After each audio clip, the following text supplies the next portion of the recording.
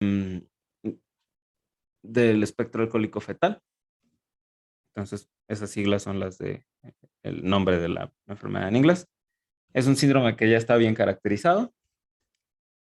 Sin embargo, es un síndrome que está subdiagnosticado, por lo que les contaba ayer que pues muchas veces hay una especie como de, um, ¿cómo se dice? Estigma de cuando uno admite que consumió sustancias durante el embarazo, porque pues se sabe que finalmente es una situación de que hay vida dentro de uno y esas cosas que luego dicen, pero la verdad es que la mayoría de las pacientes que consumen alcohol durante el embarazo o ya tenían un trastorno por el uso de alcohol, o una dependencia, o lo consumieron cuando no sabían que estaban embarazadas. Entonces, pues realmente no es una situación a la que se le pueda poner un juicio moral, en realidad a nada. En la población global, el 0.77% de los niños van a tener esta condición. Esto va a variar bastante entre poblaciones. Por ejemplo, en Sudáfrica se considera que el 11% de los niños va a tener esta condición. En Sudáfrica, pues el uso del alcohol sí es aparentemente una situación muy importante de salud pública. En sociedades más similares a la nuestra, en este caso serían Europa y América del Norte, más o menos va a encontrarse entre el 2 y el 5%, pero por ejemplo en países del Medio Oriente hay una incidencia muy baja, que es de hecho más baja que la incidencia en la población global, que es del 0.1%. Esto tiene que ver por una situación cultural. Los países del Medio Oriente, la gran mayoría de ellos, su religión oficial es el Islam y parte de las reglas del Islam prohíben o limitan el consumo de alcohol. Entonces, esto es una situación que muy seguramente tiene que ver con un rollo cultural. No es reconocido, pero es frecuente. Y también es frecuente que el uso de alcohol sea, como les dije, en un momento en el que no sabemos que estamos embarazados. Sin embargo, hay que tomar en cuenta que el 25% de los individuos entre 18 y 34 años, al menos en Estados Unidos, que es de donde es estadística, van a tener un consumo excesivo de alcohol. Em, Digo, ustedes podrán decir, pues el consumo del alcohol es un poco variable, dependiendo de cuánta tolerancia tenga cada quien, pero acuérdense que esta situación tiene más que ver con la cantidad de bebidas y el tipo de bebidas que se consumen. Entonces, se dice que el consumo excesivo de alcohol se define como 5 copas de vino, por ejemplo, en un hombre y 4 copas de vino en una mujer en una sola ocasión. O sea, si en una reunión ustedes se toman 5 copas de vino siendo hombres o 4 copas de vino siendo mujeres, la Organización Mundial de la Salud considera que ese consumo que tuvieron ese día ya fue excesivo. Más que nada por la cantidad de alcohol. Eh, Seguramente lo van a ver en medicina legal, pero en las mujeres se consideran menos la cantidad de alcohol para decir que es un consumo excesivo porque aparentemente sí hay una diferencia en cómo se metaboliza el alcohol entre un hombre y una mujer en promedio, porque claramente ustedes seguramente conocen a una persona, hombre, que no tolera muy bien el alcohol y al contrario, alguna mujer que lo tolere bastante bien. Entonces, pues esto es una situación nada más como para estandarizar. Según esta estadística, 45% de los embarazos no son planeados. Hay que tomar en cuenta que este dato lo sacamos de Lancet, entonces, que es una revista inglesa. Entonces, es muy probable que en México el porcentaje de embarazos no planeados sea muchísimo más alto. Eh, yo creo que una cifra conservadora sería decir que el 80% son no planeados. Entonces, si se llegara a hacer un estudio epidemiológico en México sobre síndrome alcohólico fetal, se debería de tomar eso mucho en cuenta. También hay que tomar en cuenta que el uso del etanol suele ser concomitante con otras sustancias. Hay gente que cuando toma solamente toma, pero hay mucha gente que fuma, que es lo más frecuente. Hay gente que le gusta hacerle a la pachipeda y entonces fuman marihuana mientras se alcoholizan. También hay personas que justamente cuando ya tienen un consumo muy excesivo de alcohol, se lo bajan, entre comillas, usando cocaína. Entonces, el alcohol generalmente, el alcohol generalmente no es una situación que ustedes vayan a ver como tan frecuentemente que se use como una droga única, aunque la mayor parte de las veces se va a usar con nicotina. Sin embargo, el efecto del etanol es más grave y está mejor caracterizado en el sistema nervioso central en desarrollo, y está mejor caracterizado y se considera que es más grave que el del tetrahidrocannabinol, que es el componente eh, psicoactivo de la marihuana, que las anfetaminas y que el tabaco, en específico la nicotina.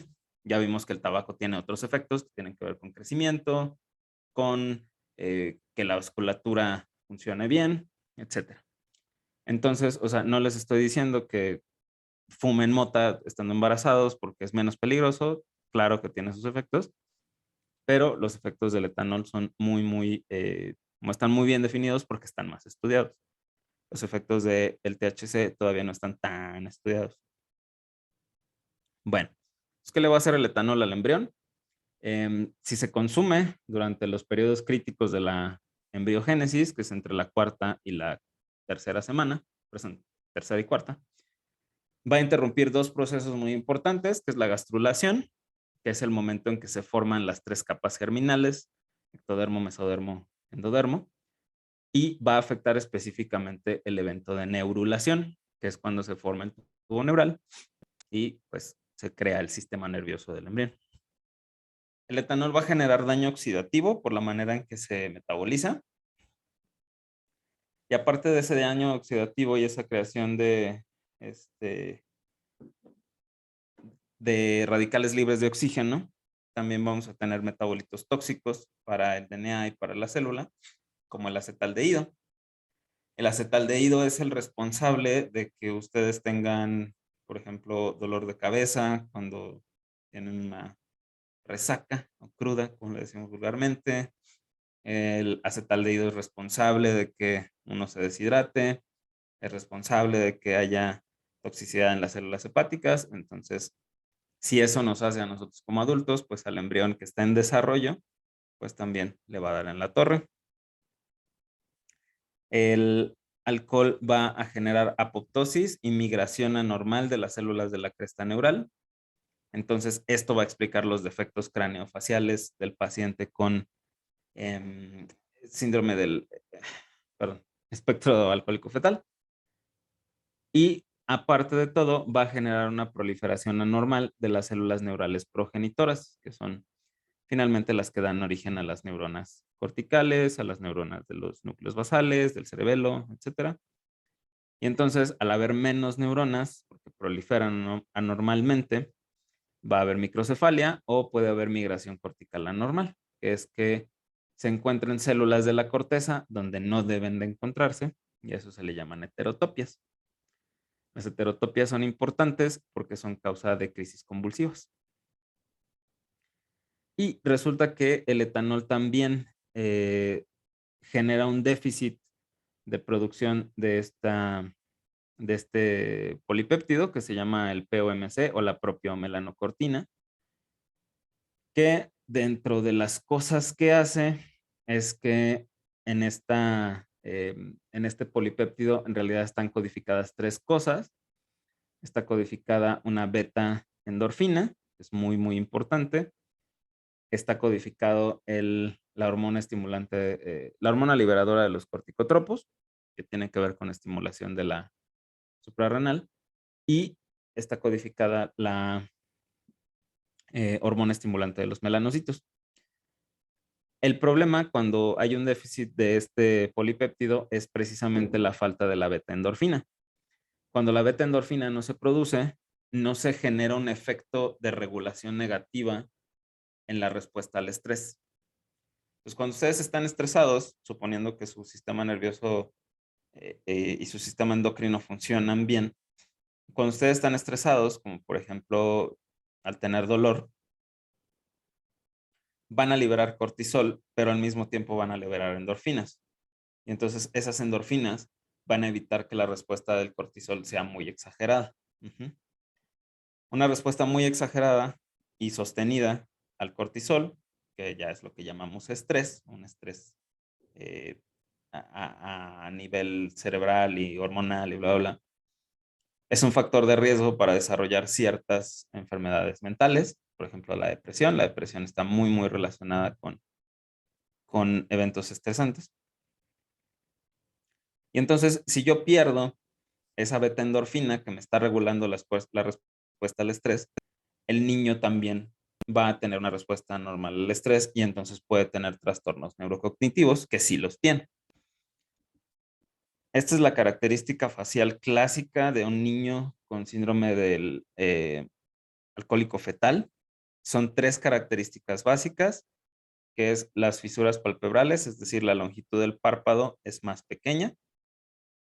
El filtrum está borrado, que ya quedamos que el filtrum es esta pequeña rampita que tenemos entre la nariz y el labio. Y el labio superior delgado, ¿sale? Esas 3 son las características básicas que ustedes tienen que buscar en un niño que sospechan síndrome alcohólico fetal. Las más notorias realmente pues es el filtrum borrado y el labio superior delgadito. Ver la fisura palpebral corta, pues la verdad es que no es tan fácil. Uno tendría que estar como comparando a 2 niños como para darse cuenta. Pero si ustedes ven esas características faciales como estas que están en las fotos, hay que sospechar o dentro de sus diagnósticos diferenciales tener el síndrome alcohólico fetal. Acuérdense también que ayer vimos que el síndrome de fenitoína fetal tiene una carita muy parecida. El síndrome de valproato fetal también tiene una carita similar, pero hay más afección en la nariz. Pero bueno, finalmente son situaciones de teratogénesis. En el sistema nervioso central, de su lado izquierdo, ustedes están viendo las características de una tomografía, perdón, de una resonancia. La de arriba es una resonancia magnética normal de un paciente con síndrome alcohólico fetal. Del lado derecho está la resonancia de una persona que no tiene síndrome alcohólico fetal. Entonces, lo que se puede ver en esta resonancia, vamos a ver si puedo hacer un rayoncillo.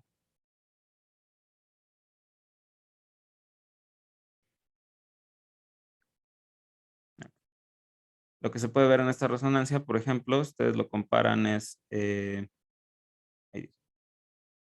aquí lo que están viendo es el cuerpo calloso, y si se fijan, comparándolo con el otro lado, el cuerpo calloso se ve mucho más grande en la persona que no tiene síndrome alcohólico fetal. El tamaño del cerebelo también es muy notorio. Fíjense el huecote que tengo aquí en la cisterna magna. Quiere decir que el cerebelo no está ocupando esa cisterna. Incluso el tallo cerebral, perdón, el tallo cerebral se ve más delgadito en el paciente con síndrome alcohólico fetal. Si se fijan, el puente no es muy, no protruye, no es esa protuberancia, que es el nombre que se le da al puente. Entonces, sí hay cambios anatómicos producto de la exposición al alcohol en el feto. Y lo que estamos viendo abajo es un estudio de resonancia funcional, que es una tractografía, que lo que hace es que nos pinta las vías de la sustancia blanca. Y lo que estamos viendo es que en el síndrome alcohólico fetal es muy notorio que hay menos vías de sustancia blanca que están conectando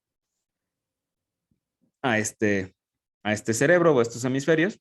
Entonces, pues estos niños van a tener hipoplasia del cuerpo calloso. Las hipoplasias del cuerpo calloso son importantes porque acuérdense que el cuerpo calloso es el principal puente que conecta los dos hemisferios. Va a haber hipoplasia cerebelosa y entonces pueden tener trastornos de la marcha, microgiria o paquigiria. La microgiria es estos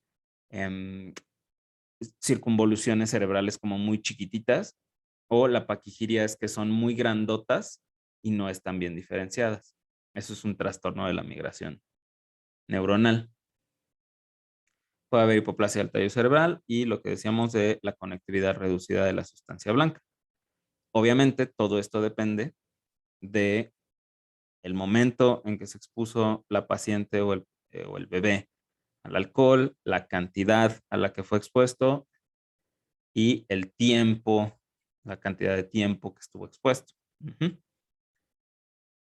Y entonces por eso se le llama espectro de trastornos alcohólico-fetal, porque realmente no todos, o más bien la gran mayoría de los pacientes, no va a tener como estas características tan marcadas. ¿Sale?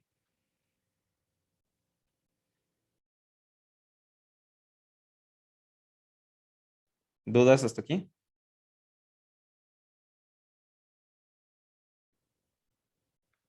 No, doctor. Sale. Entonces, ¿qué otras características tienen?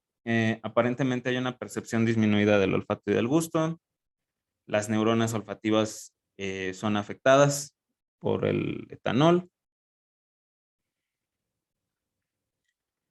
Los niños tienen un riesgo muy alto de desarrollar sorderas neurosensoriales. En algún estudio de cohorte se encontró que el riesgo de sordera en un niño con síndrome alcohólico fetal va a tener un riesgo más o menos entre 120 y 126 veces más alto de desarrollar una sordera que un niño que no tiene esa exposición al alcohol. La sordera también puede ser conductiva o puede ser cortical, es decir, que no se desarrolle como tal la corteza auditiva.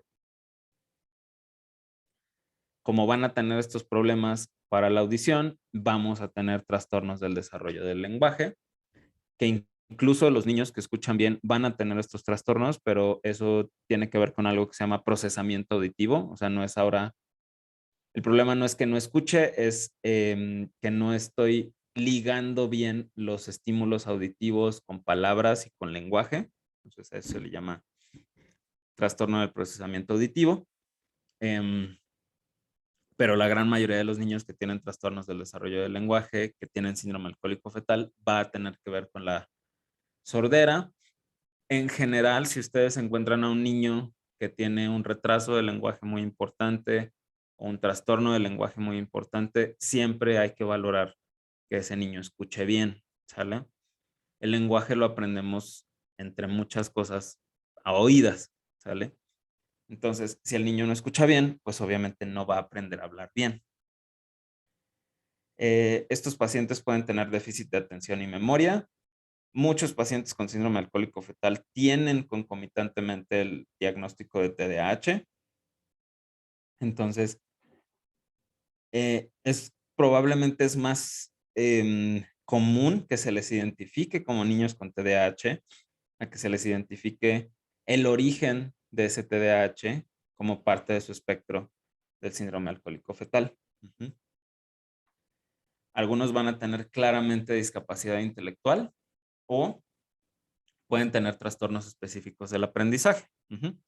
Por ejemplo, hay trastornos específicos del aprendizaje de las matemáticas, hay trastornos específicos del aprendizaje visoespacial, cositas así. Estos niños también muchas veces terminan en terapias de rehabilitación o en alguna situación de neuropediatría y sí se les diagnostica ese síntoma que en realidad es parte del espectro alcohólico fetal.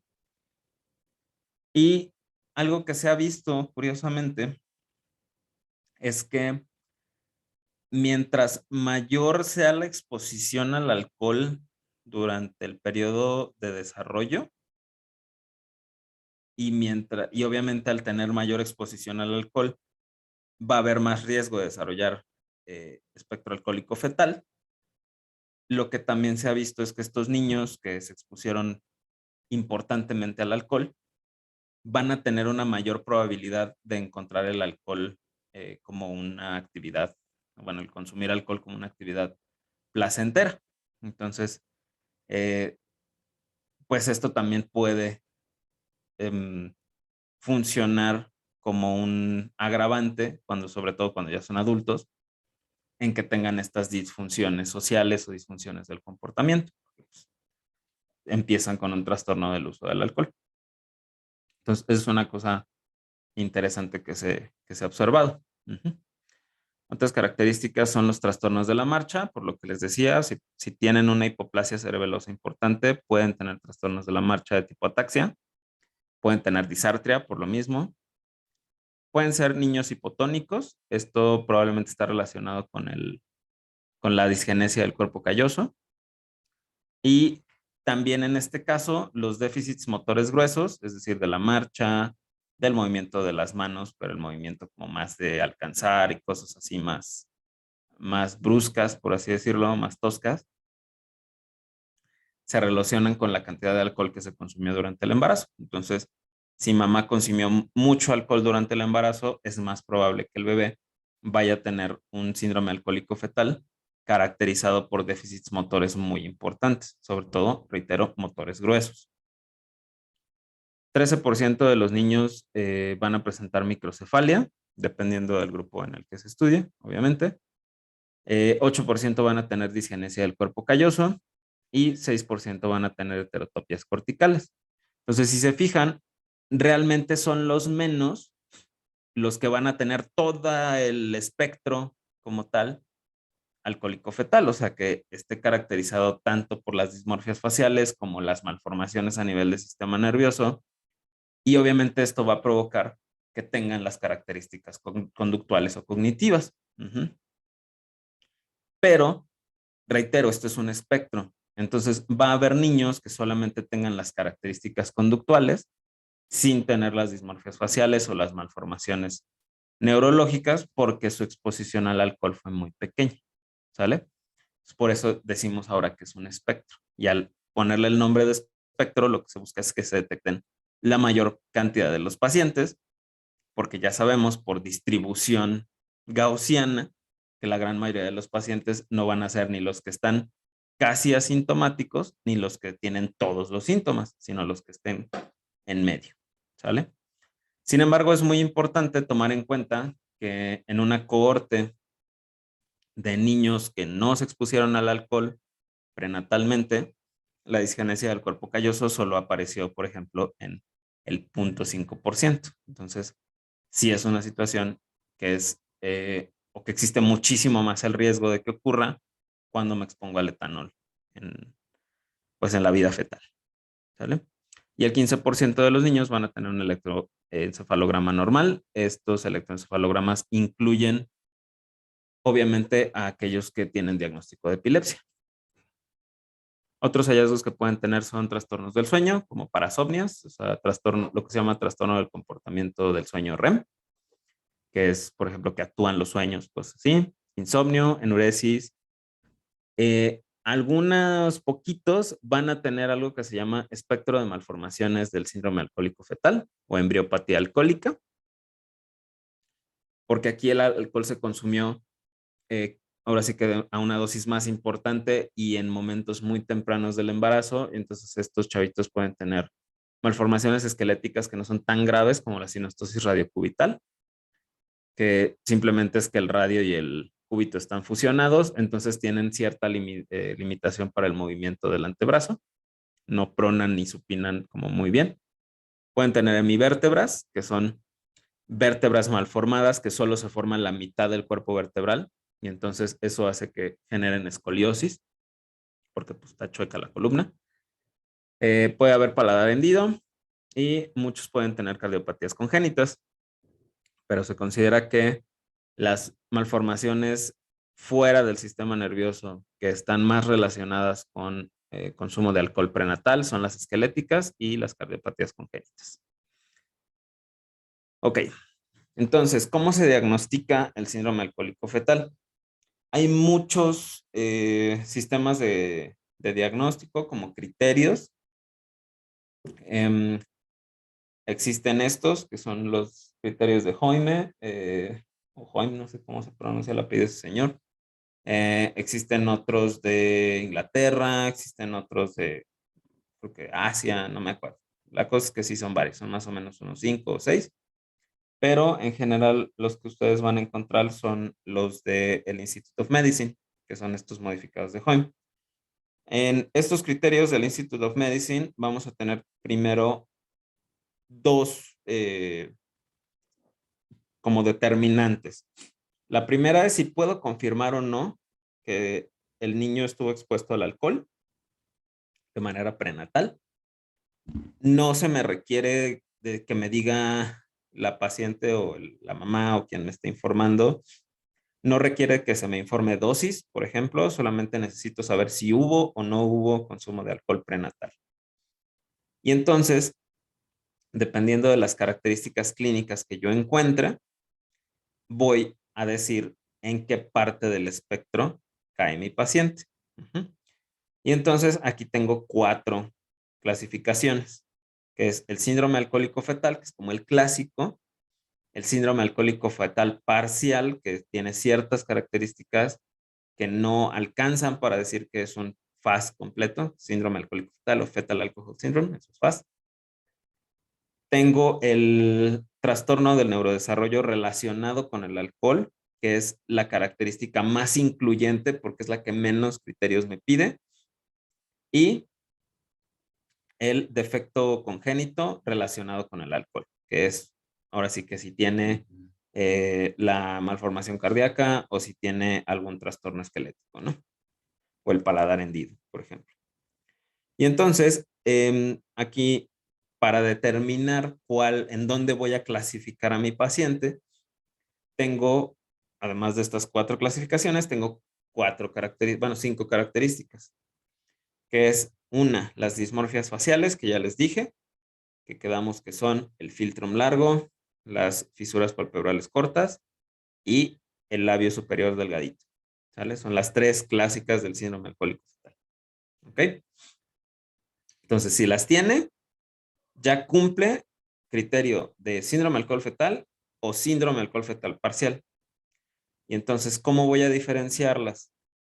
Porque si yo tengo un síndrome alcohol fetal parcial, el paciente no tiene deficiencia del crecimiento y no tiene malformaciones cerebrales. Lo que sí tiene es el trastorno del comportamiento o el trastorno del neurodesarrollo, por así decirlo. Entonces, tengo la carita, tengo la resonancia, tengo mi peso y mi talla. Y obviamente mi valoración del niño. Y entonces, ¿tiene características faciales? Ok, va. ¿Tiene el problema del desarrollo? Va. Ya me está cumpliendo síndrome alcohol fetal. Ahora necesito saber si es completo o parcial. Mi resonancia no tiene malformaciones, es parcial. Mis gráficas de peso y talla dicen que el niño está dentro de criterios de crecimiento, es parcial. ¿Sale? Puede caer en medio, obviamente, por ejemplo, que no tenga la anormalidad del sistema nervioso central, la anormalidad anatómica, pero que sí tenga peso y talla baja. Pero en ese sentido, también tengo que valorar el contexto o el ambiente en el que se desarrolla ese niño. ¿Sale? O por ejemplo, puedo tener un niño que sé que su mamá estuvo expuesta a alcohol durante el embarazo y tiene el trastorno del comportamiento o el trastorno neurocognitivo y entonces cae en este amplio espectro del trastorno del neurodesarrollo asociado al alcohol. ¿Sí? Entonces, así es como van a estar usando su tablita. Obviamente, esta cosa no se la tienen que aprender. Bueno, si van a ser pediatras, pues sí, un día tráiganla ahí en sus cosas, ¿no? Y si se van a dedicar a la genética, pues idealmente también habría que traerla siempre. Entonces, no es algo que haya que aprenderse. Lo que sí hay que saber es en qué está basada la clasificación para hacer el diagnóstico, ¿sale? En cuanto a los como acotaciones o notas, es que el valor del cociente intelectual, si ya son niños más grandes, debe de estar por lo menos 1.5 desviaciones estándar debajo de la media. Eso también se saca con aplicaciones y cosas así. O si es un niño más pequeño, que tenga retraso del desarrollo psicomotor. ¿Sale? Esto es algo también muy importante. Cuando uno diagnostica discapacidad intelectual, el primer criterio para decir que un niño o una persona tiene discapacidad intelectual, porque no se dice retraso mental, no digan eso, por favor, el primer criterio para diagnosticar una discapacidad intelectual es que la persona tenga más de 5 años, ¿sale? Si un niño tiene menos de 5 años, por muy que no camine, que no hable, que no nada, no tiene discapacidad intelectual, tiene retraso del desarrollo del psicomotor o retraso global del desarrollo, ¿sale? Entonces, esto es algo que es muy importante que tomen en cuenta, porque es muy diferente valorar un retraso global del desarrollo a valorar una discapacidad intelectual. ¿Ok? ¿Dudas con esto?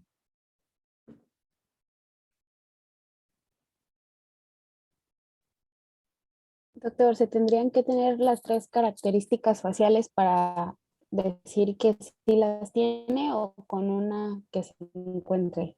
No, aquí sí es todo o nada. Tiene que tener las tres. En estos criterios Gracias. sí son un poquito más, que de hecho, o sea, digo, les voy a subir el artículo donde viene esto, pero justo una de las críticas a algunos, porque está bonito porque en esa parte del artículo del diagnóstico menciona pues cuáles son los bemoles de cada sistema, ¿no? Y entonces, por ejemplo, en estos del Institute of Medicine, sí menciona que son muy rígidos en el sentido de que se necesitan las tres características básicas, porque hay otras que también se han asociado, pero no son como tan características. Por ejemplo, hay otros criterios que te dicen que el valor del cociente intelectual tiene que ser a fuerza menos de 2 desviaciones estándar. Entonces, sí, esa es una de las cosas que son como, que se considera que son rígidas en los criterios. ¿Vale? ¿Alguna otra pregunta?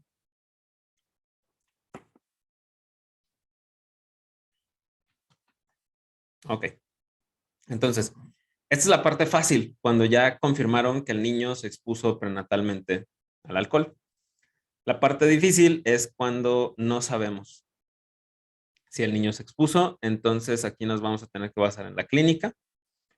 Por ejemplo, en este caso, si ustedes quieren diagnosticar un síndrome de alcohol fetal parcial y no tienen la confirmación de la exposición al alcohol, necesitan las características clínicas faciales, el trastorno del comportamiento y si no tiene el paciente una normalidad en el sistema nervioso central, a fuerza tiene que tener la deficiencia del crecimiento. Y al contrario, si no tiene deficiencia del crecimiento, a fuerza tienen que ver cambios a nivel del sistema nervioso central. Si no, no podrían ustedes dar un diagnóstico de espectro alcohólico fetal. Podrían decir que están sospechándolo, pero tendrían que buscar diagnósticos diferenciales. ¿Sale? Que hay dos básicos. Los platicamos. Ok. El DSM-5 tiene como una situación especial que nos dice que es un trastorno neuroconductual asociado a la exposición prenatal al alcohol. Entonces el DSM-5, si nunca lo han leído, pues la verdad no lo necesitan leer así de pe a pa, pero está padre ver cómo va construyendo los diagnósticos y entonces muchos de los diagnósticos en el DSM se basan en dominios. Y entonces aquí los dominios van a ser tres: el dominio neurocognitivo, el dominio de autorregulación y el dominio de función adaptativa. El dominio neurocognitivo pues tiene que ver con esta situación de valorar ya sea el CI o el cociente intelectual en niños mayores, o valorar la escala de desarrollo en niños más pequeñitos. La situación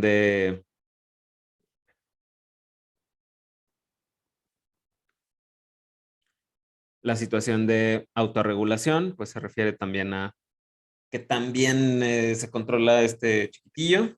Este, es un poco más complejo que eso, pero pues así es como, digamos, burdamente lo manejamos. Así pregúntenle a su maestro de psiquiatría. Y la función adaptativa, que la función adaptativa se refiere, pues, por ejemplo, a que el niño se sabe cuidar solo, a que el niño puede convivir socialmente, etcétera, etcétera. Pero la función adaptativa depende mucho también del contexto. Entonces, no le pueden pedir una función adaptativa espléndida a un niño que probablemente tiene síndrome de alcohol fetal porque sus papás los dos son adictos al alcohol y viven en condiciones muy deplorables y cosas así. Pues obviamente ese niño no va a tener una función adaptativa ideal, Ujú. Y este diagnóstico o este trastorno que está en el DSM-5, lo que tiene es que busca identificar a individuos con trastornos del neurodesarrollo que probablemente están relacionados con la exposición prenatal. De hecho, el DSM-5 permite que uno haga el diagnóstico de trastorno neuroconductual no especificado o trastorno del neurodesarrollo no especificado y ponerle el ay, tiene un nombre, como el modificador de probablemente asociado a exposición prenatal al alcohol. Entonces, es un poco como hacer un más flexible, en cierto sentido, el, el tercer diagnóstico del espectro que vimos hace rato. El manejo de estos niños es multidisciplinario, como casi todo en genética, y eh, también aquí voy a aprovechar para hacer un hincapié en una cosa que vamos a ver muy seguido. En genética hablamos de manejo, casi no hablamos de tratamiento. En realidad no hay tratamientos dirigidos para estos niños. Entonces vamos a hablar más como de manejo, de qué hay que hacer con estos chavitos, a dónde hay que referirlos, cómo se les va a dar seguimiento, etcétera. Otra cosa que también me van a escuchar decir hasta el cansancio es que el manejo depende del paciente. Entonces, que idealmente debería de ser así en todas las especialidades, pero bueno. Entonces, dependiendo de qué características tenga el niño, pues es el manejo que vaya a recibir. Entonces, si tiene una cardiopatía congénita, pues la tengo que mandar con el cardiólogo. O si es un niño que tiene un riesgo muy alto porque su mamá confirmó el consumo de alcohol durante todo el embarazo, pues a lo mejor me voy a adelantar y lo voy a mandar de una vez con el cardiólogo. Le voy a estar vigilando crecimiento, voy a vigilar cómo está el sistema nervioso central, etc. Ya cuando los niños son más grandes, pues van a requerir un manejo conductual, porque a lo mejor su mayor problema es una situación conductual, porque tienen comorbilidad con TDA, o a lo mejor van a necesitar un manejo adaptativo, porque están en un ambiente social adverso, o lo que ustedes quieran. Eh, si existen comorbilidades como trastorno del espectro autista, discapacidad intelectual, pues hay que darles el manejo dirigido. Como nota nada más, es bien raro que coexista el trastorno del espectro autista con el alcohol. Incluso se ha visto que el trastorno del espectro autista no es causado, no hay una correlación epidemiológica ni causal. Entonces, no es por ahí el trastorno del espectro autista. Y en cuanto a fármacos, se usan pues de varios, dependiendo de las comorbilidades, se pueden usar inhibidores de la recaptura de serotonina, antidepresivos duales, inhibidores de la recaptura de norepinefrina, serotonina, el bupropión, estimulantes como metilfenidato, tamoxifetina en caso de que haya TDA. Se ha visto que el suplemento dietético con colina aparentemente les ayuda. Esto es como, son de esas cosas que no hay evidencia como tan clara. Y se ha visto que ciertas estrategias, como por ejemplo el aprendizaje asistido por computadora, hay un programa que se llama MILE, que específicamente está dirigido a niños con trastornos del aprendizaje matemático. Parece que les va muy bien. Y además existen esto que se llama entrenamiento cognitivo asistido por computadora, que esto les ayuda a los niños con los trabajos perdón, con los problemas de atención y memoria de trabajo. Entonces, muy útil aparentemente para niños con síndrome de alcohol fetal que tienen características de TDA. ¿Sale? Entonces, es un trastorno que es seguramente más común de lo que parece, pero pues nada más hay que reconocerlo, hay que sospecharlo. Y algo que también es muy importante, que quiero que se lo queden ustedes y se lo queden sus pacientes, es que después de 40 años de investigación, teratogénesis y bla, bla, bla, no hay una cantidad de alcohol segura en el embarazo. O sea, a lo mejor si alguno de ustedes va a ser ginecólogo, les va a tocar alguna paciente que les diga, doctor, doctora, es que me quiero tomar una copita de vino con mis amigos. O sea, lo pueden hacer. Finalmente lo que uno hace es nada más darles sugerencias, pero sí hay que hacerles el hincapié, sobre todo si planean el embarazo, en que no hay una cantidad segura de alcohol para consumir en el embarazo. O sea, la cantidad segura de alcohol para consumir en el embarazo es la misma que para manejar, que es cero. ¿Vale? Ok, ¿dudas?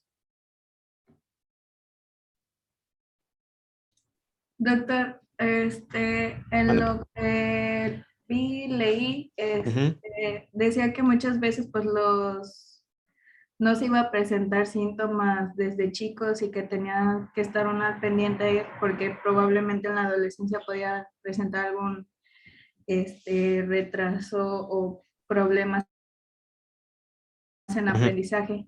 ujú, En ese caso, se recomienda a la mamá, o sea, si la mamá está consciente de que ella estuvo tomando alcohol durante el embarazo y ujú. el niño no nace con ninguno de estos síndromes o no se le ve alguna característica, ¿hay Ujú. algo o se le recomienda algo a la mamá para ver, bueno, para prepararse en dado caso? Pues la verdad es que ahí sí es más bien ver vigilancia. O sea, porque depende, como decimos, o sea, de la cantidad de alcohol. O sea, a lo mejor ella sí fue como una copita en el quinto mes y a lo mejor no hubo ningún problema, porque también habría que ver qué tan bien metaboliza ya el alcohol y cosas así. Em, entonces, sí habría que individualizar. O sea, si por ejemplo llega un adolescente de 16, 17 años que tiene datos de TDA que seguramente no se los vieron porque todos los TDA lo tenemos desde chiquito y lo acaban de diagnosticar, em, no podría uno decir así como fehacientemente, ah, es que el TDA lo desarrolló como parte de un espectro alcohólico fetal, porque es muy poco probable. Ujú.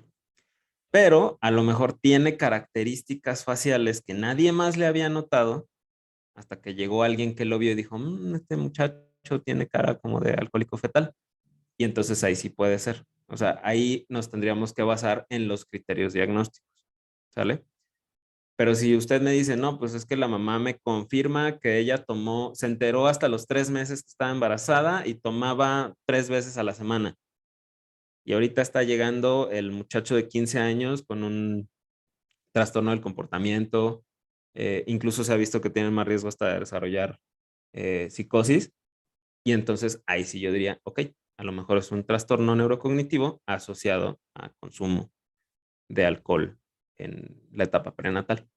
Entonces ahí sí. Pero si ustedes ven normal al niño y tienen el antecedente, pues habría que verlo nada más como con cautela. ¿Sale? O sea, la verdad es que muchas de estas situaciones no se van a diagnosticar luego en los primeros meses de vida, a menos que haya un retraso del desarrollo psicomotor. ¿Sí? Y generalmente se descubre en el abordaje del retraso del desarrollo psicomotor, porque los niños con retraso del desarrollo psicomotor se les tiene que ir revisando dependiendo de qué características tienen. Ajá, o sea, por ejemplo, si es un niño que su retraso del desarrollo psicomotor es muy, muy obvio, que es por hipotonía, o sea, que no tiene fuerza muscular, entonces hay que abordar por qué está ocurriendo la hipotonía. Y entonces uno tiene que saber y decir, ok, la fuerza muscular tiene tres orígenes. Que el músculo esté bien, que el nervio mande la información desde el cerebro y que el cerebro esté mandando bien la información. Y entonces, digo, yo veo muchos niños hipotónicos, entonces yo tengo ese manera de abordarlos. Entonces digo, ok, vámonos de lo común a lo no tan común. Generalmente la mayor parte de las hipotonías son de origen central, es decir, hay algún rollo en la cabeza y muchas veces no se ve. O sea, a ese niño se le pide una resonancia, pero muchas veces no se va a ver nada anormal. Ujú. Pero si nos llegó a tocar en la residencia, por ejemplo, que nos mandan a un niño hipotónico, muy hipotónico, y entonces le hicimos velocidades de conducción nerviosa para ver si no era un problema periférico. Y resultó que tenía una atrofia muscular espinal, o sea, se estaba quedando sin neuronas motoras. Y entonces ahí dices, ok, pues el retraso del desarrollo psicomotor es muy grave, es un niño muy chiquito, y ese retraso del desarrollo psicomotor en ese niño tan chiquito, pues lo estoy viendo más que nada en la situación motora. Ajá. Lo estoy viendo que está todo hipotónico y todo flácido el niño. Pero ya con niños un poquito más grandes, pues a lo mejor me doy cuenta de que no tiene interacción social, que no desarrolla bien el lenguaje o que tiene un lenguaje demasiado limitado. Por ejemplo, un niño de 2 años que solo dice mamá y papá. Ese es un retraso muy importante del lenguaje.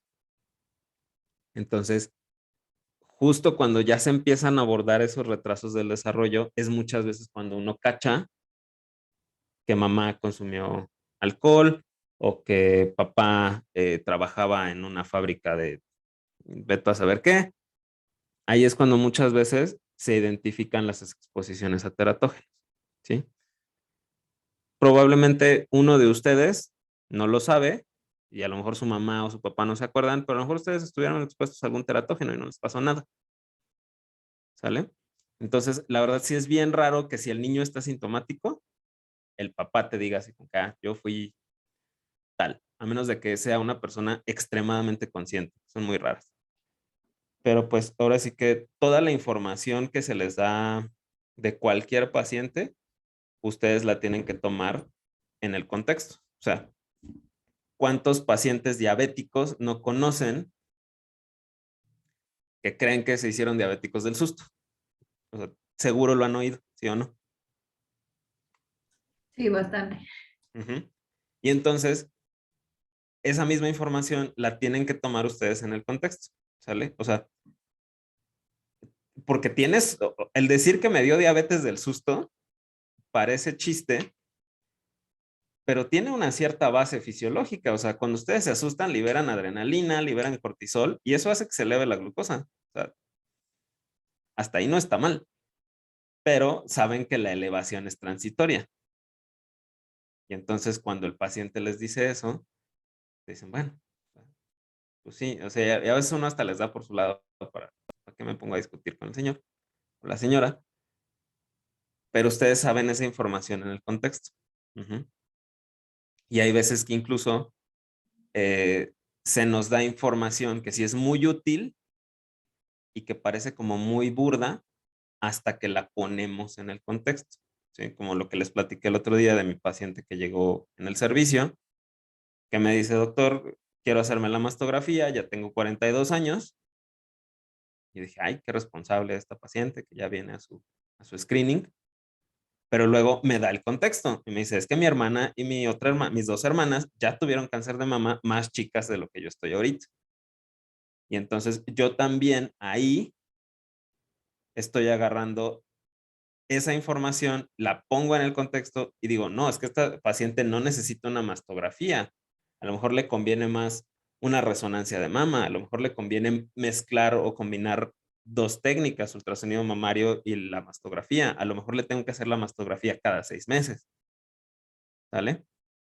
Entonces, sí es muy importante toda esa información que se nos da en las historias clínicas, sobre todo de los niños, ponerla en contexto, ¿sale? Y bueno, o sea, en los adultos también influye, pero yo creo que en los niños es todavía más importante porque los niños pues han vivido muy poquito, o sea, y como han vivido muy poquito, las cosas que les pasan probablemente sean un poco más relevantes de lo que sería en un adulto. O sea, no es lo mismo que yo llegue con mi bebé de 6 meses y les diga, ha tenido neumonía 3 veces en esos 6 meses, a que llegue con mi mamá de 65 años y les diga, mi mamá ha tenido neumonía 2 veces en toda su vida.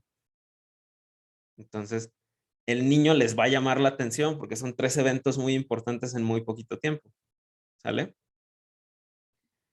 Entonces, digo, o sea, perdón si me extiendo, pero el asunto es que siempre, siempre, siempre a la hora de hacer historias clínicas, digo, tampoco les digo que pregunten de qué color son las patitas del perro, pero sí tienen que hacerse a la maña de considerar siempre el contexto de sus pacientes, ¿sale? Y qué es lo que están viendo, ¿ok? Vuelvo a ejemplos en el servicio social uno aprende muchas cosas. Cuando estaba en el servicio, tenía pues era una chica de 21 años, ya tenía su segundo hijo, tercer hijo, un segundo niño, Al primero yo lo estaba viendo bueno, lo estábamos siguiendo por desnutrición y el chiquitillo acababa de nacer. Y tenía, que les gusta? Como un mes y medio tal vez. Y llegó así como con un catarrillo. Ah, va, ok. Y pues ahí medio entre azul y buenas noches el peso. Pero pues eran de bajos recursos. Entonces uno dice, bueno, ok, ya le das el polvito ese que les dan para engordar a los bebés, que luego ni los engordan o no se los dan. Y a los 3 meses, o sea, cuando cumplió 3 meses, llegó a su revisión de niño sano. Vamos relativamente bien de neurodesarrollo. Ay, doctor, es que trae otra vez el catarrito. Oh, órale, va. Y otra vez a los 4 meses y medio. Y otra vez a los 6. Y uno como que, o sea, si yo veía la hoja de alta de cuando se embarazó y toda la cosa, pues no venían muchos datos. Y entonces uno tiene que decir, bueno, pues, o sea, este niño ya no está, o sea, no está normal que tenga tantos cuadros así aparentemente gripales. Y digo, la primera pelea en esos casos es hacer entender a los papás que no necesitan antibiótico. Y luego es como decir, ok, o sea, aquí no, o sea, esto ya no está normal. Y entonces muchas veces lo que uno tiene que hacer es volver a tomar la historia clínica. Porque ya uno, al tener estos datos que están raros, pues uno ya empieza a preguntar cosas específicas que a lo mejor no preguntaron antes. ¿Sí? Y entonces, digo, finalmente terminamos mandando al chavito a otorrino, pero yo me acuerdo, o sea, ya en retrospectiva, ya que estaba yo en la residencia, me acordé que el niño tiene una carita muy chistosa, tiene una carita así como muy, muy redondita y tenía como los cachetitos muy, muy infladitos. Y cuando me tocó ver a mi primer paciente de enfermedad lisosomal, se parecía un montón. Entonces dije, ay, a lo mejor este chavito que yo veía en el servicio, que no tenía yo ni idea, a lo mejor tenía una enfermedad lisosomal, porque aparte el lugar donde yo hice el servicio pues era muy chiquito y todo el mundo se apellidaba igual. Entonces, o sea, son cositas que a lo mejor uno, obviamente ya no las puedes hacer en retrospectiva, pero el día que te lo vuelves a encontrar, ya no se te va, o no, ya no se te debería de ir, ¿sale? Pero sí, mucho en medicina y sobre todo en pediatría, cuando estamos hablando de tratar niños o adultos con enfermedades raras, es poner en contexto lo que nos dice el paciente, ¿sí? Último ejemplo, cuando yo trabajé un rato en investigación en el INCAN y entonces una doctora llegó ahí a conocer la unidad de investigación, todo el rollo, y me dice, fíjate que mi papá tuvo cáncer 4 veces. Y yo así espantadísimo. Así eso es un síndrome de cáncer hereditario. Y ya me dijo, ¿no? Me dijo, tuvo un melanoma, no es cierto, tuvo un carcinoma vasocelular, tuvo cáncer pulmonar, tuvo el, no me acuerdo, creo que un cáncer gástrico o algo así, y otro que no me acuerdo. Em, y me dice, pero yo no estoy espantada porque yo sé exactamente por qué tuvo cada cáncer. Entonces yo le dije, a ver, o sea, explíquese. Y me dice, pues sí, es que mi papá trabajaba en un puerto y entonces mi papá era muy blanco y pues estaba constantemente expuesto al sol, entonces por eso le dio el vaso celular. Okay, ¿no? Tiene sentido. Pues espino solar, no sé, el que le da a gente que es muy buena. Y luego me dijo, fumaba muchísimo, y entonces pues, por eso le dio el cáncer en el pulmón, que creo que fue lo que lo terminó matando. Y los otros también tenían una causa como muy ambiental, pues. Y entonces me dice, ok, o sea, tiene sentido. Digo, obviamente me lo estaba diciendo una persona que sabe, pero pues de todos modos, el cáncer pulmonar y el cáncer de piel en ningún síndrome de cáncer hereditario están relacionados. Entonces, tampoco esa fuerza el hacer que las cosas embonen con un solo diagnóstico, o sea, ni que fuéramos reumatólogos, andarnos inventando enfermedades. Entonces, a lo que voy con todo el rollo es que sí tienen que ser súper cuidadosos a la hora de tomar sus historias clínicas.